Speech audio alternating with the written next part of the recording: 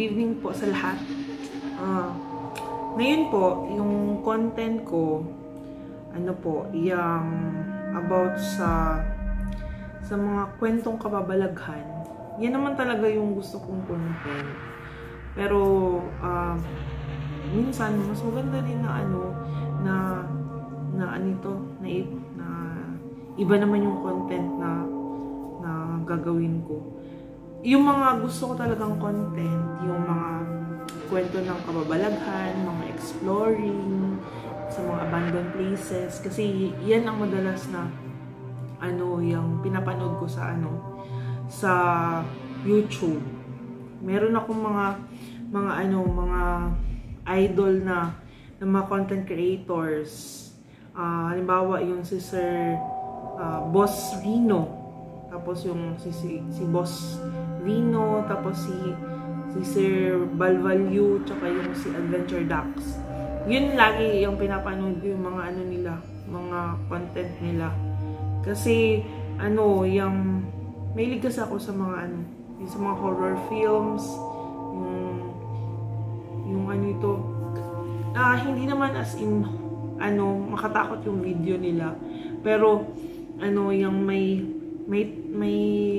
part na nakakatakot, may part na comedy. Yan din yung gusto ko eh. Tapos ang ko ngayon, ang content ko about sa mga yung mga paranormal or yung mga hindi natin mapaliwanag.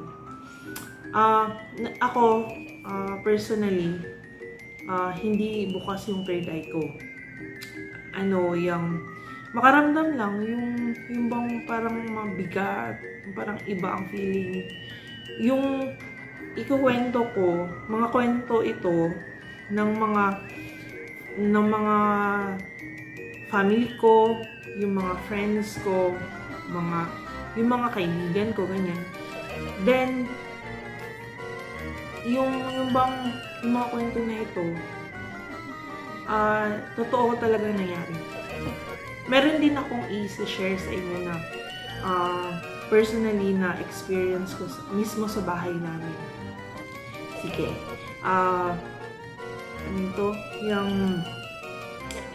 Kasi yung mga contents na yung travel, yung mga lang ginagawa doon sa video nila. Okay naman, pero ako kasi mabilis ko ma-boring ba. More ako interesado sa mga paranormal, yung mga exploring pala. Sige.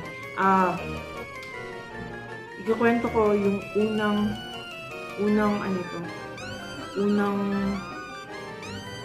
kwento ko babalaghan.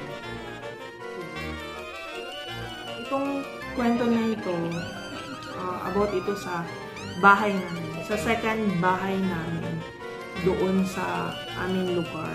Hindi ko na lang ibabanggitin kung saan. Para hindi naman pangit yung parang short na kung saan doon ako pinanganak, doon ako naglaki. Yung first bahay namin, malapit lang naman doon sa kung saan kami lumipat.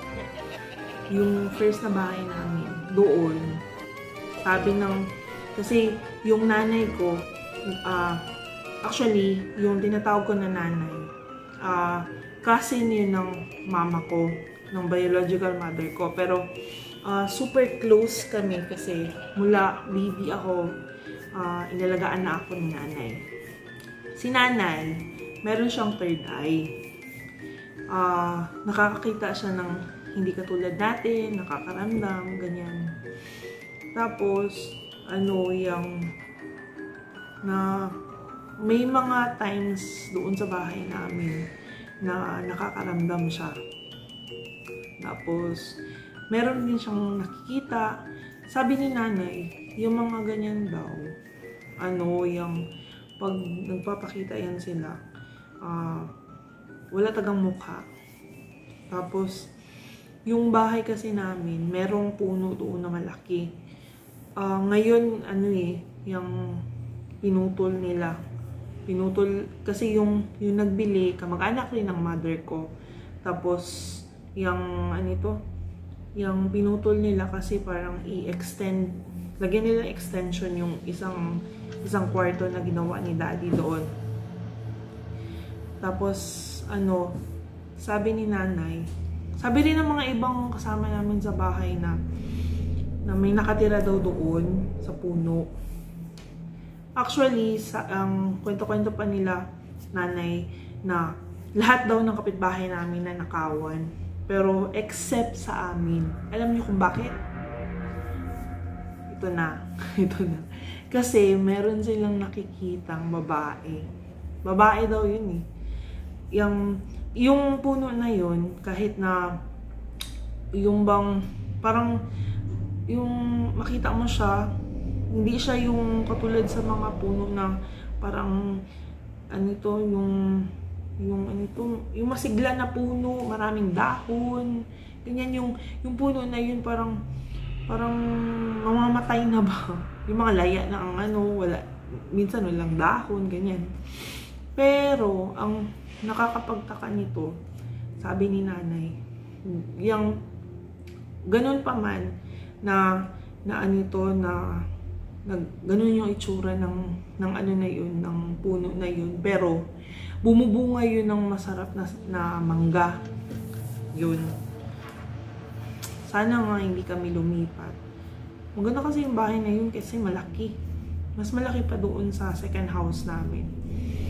Tapos, yun, meron sila nakikita daw. May mga puno kasi doon sa bahay na yun. Tapos, yun lang yung maalala ko na kwento about doon sa bahay namin. Pero, kung makakausap natin si nanay, marami siyang alam na kwento about doon sa bahay. Yun siya. Kasi lahat naman ng places meron eh. Ako, hindi ko man sila nakita or naramdaman ganyan. Naniniwala ako nag-e-exist sila. Bye! Sige, bye. Second kwento, ito naman, sa second bahay namin. Doon ko itong bahay na ito, naalala ko dati, nagpahula sila mami. Pinatingin yung bahay. Sabi ng manghula, maganda naman yung bahay, may kaso lang. Ang sabi niya, yung bahay daw namin, daanan yun ng mga hindi katulad natin.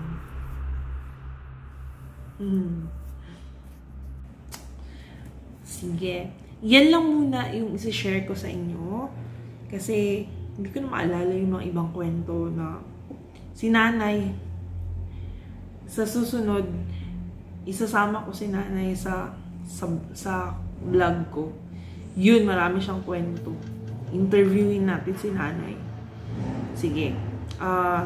Salamat po sa panonood ng aking video. Sana nasiyahan kayo. Hindi kayo na-boring sa video ko. Bago lang kasi akong content creator. Dati,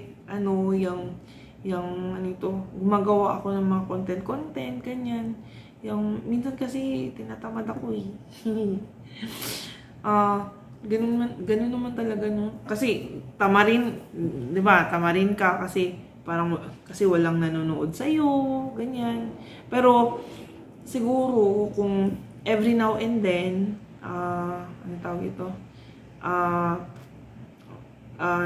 gumagawa tayo ng mga content, siguro mapansin na rin tayo, 'di ba? Sige. Until next time, yun nga yung mga yung mga bungad ko, yung mga mga, ano ito, yung mga ending ko. Kailangan ko pang i-improve. Sige. Tsaka yung mga edit-edit ko. Kasi tinatamad nga ako. Sige, bye. Until next. Ito po ang, ano ito? Ano yung dog? Yung, Jaws and Adventure vlog. Ano ito, yung content under the sun. Kasi, ano, yung, meron akong content na ano, nag-travel kami, may content ako yung ganito, yung kwento-kwento about sa kababalaghan. Tapos may content din ako kagabi. Yung kagabi lang yun.